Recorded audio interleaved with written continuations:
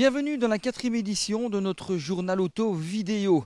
Vous le savez ou peut-être pas, à la fin du mois, il y aura le Salon automobile de Londres. Un salon où l'on attend quelques nouveautés, dont la nouvelle Opel Insignia, remplaçante de la Vectra. L'occasion pour nous de retracer la genèse de ce nouveau modèle. Héritière de la Vectra et avant elle des Ascona, l'Insignia sera un modèle important pour Opel. Un modèle qui a fait preuve d'une attention toute particulière de la part du marketing de la marque, puisqu'il s'est progressivement dévoilé en passant par une multitude d'étapes soigneusement sélectionnées, du dessin à la vidéo, en passant par les prototypes camouflés ou encore les désormais traditionnels teasers et bien entendu les premières photos. Après une nouvelle étape qu'il avait vu nous ouvrir ses portes afin de nous dévoiler son habitacle, l'Insignia s'annonce aujourd'hui en 2 versions, 4 et 5 portes. À quelques jours de sa présentation publique au London Motor Show, nous tenions à vous offrir ces quelques images de son développement jusqu'à l'aboutissement du modèle définitif. D'une longueur de 4,83 m, cette Insignia a bénéficié d'un minutieux travail pour maximiser son efficacité aérodynamique puisqu'elle a passé plus de 650 heures en soufflerie, ce qui lui vaut notamment un excellent 0,27 de coefficient de traînée, plus communément appelé CX. Accouplée à des boîtes 6 manuelles ou automatiques, cette mécanique répondant toutes aux normes d'émission Euro 5 seront proposées de 110 à 260 chevaux, tant en essence qu'en diesel. Son arrivée dans les concessions en Belgique est prévue pour début janvier 2009. Venons-en maintenant à l'actualité qui a marqué cette semaine et notamment nous allons faire un petit tour sur le Nürburgring sur la fameuse boucle nord, la Nordschleife, à bord d'une Cadillac CT-SV qui vient de battre un nouveau record dans la catégorie des berlines de luxe de sport.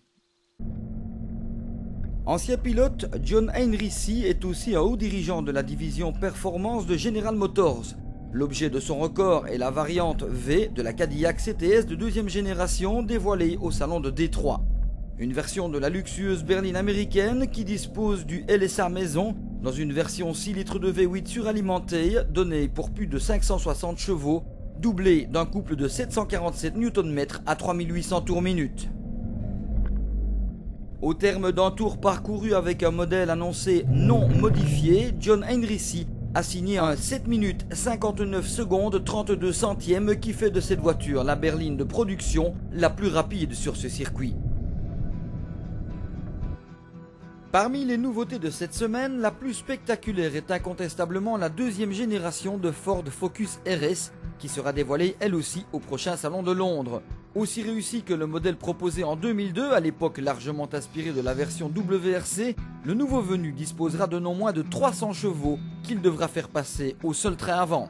À découvrir. Chez BMW, c'est le haut de gamme qui se renouvelle avec une série 7 qui se présente davantage comme une évolution que comme une révolution. Quant au Range Rover, qui entamera également sa carrière à Londres, il bénéficie de quelques retouches notamment perceptibles au niveau de la calandre, de la grille latérale d'aération ou à la multiplication de bois et à l'arrivée de nouveaux équipements à l'intérieur. La Corvette ZR1 est quant à elle déjà devenue réalité puisque sa production a démarré à l'usine de Bowling Green dans le Kentucky. Cette supervette dotée d'un V8 6 litres de compresseur de 620 chevaux est attendue en Europe pour l'automne 2008 à 50 exemplaires seulement. Avis aux amateurs.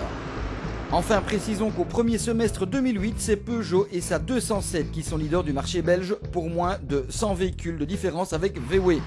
Renault, Opel et Citroën, l'autre marque du groupe PSA Peugeot Citroën, complètent le top 5.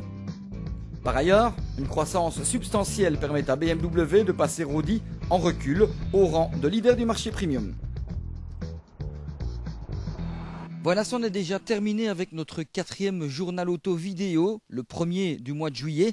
N'hésitez pas à parcourir notre site et notamment au travers des différentes rubriques que nous proposons, il y a celle qui prend en considération les 10 points cruciaux à vérifier sur un véhicule avant de prendre la route pour les vacances. Nous vous invitons à lire tout cela attentivement.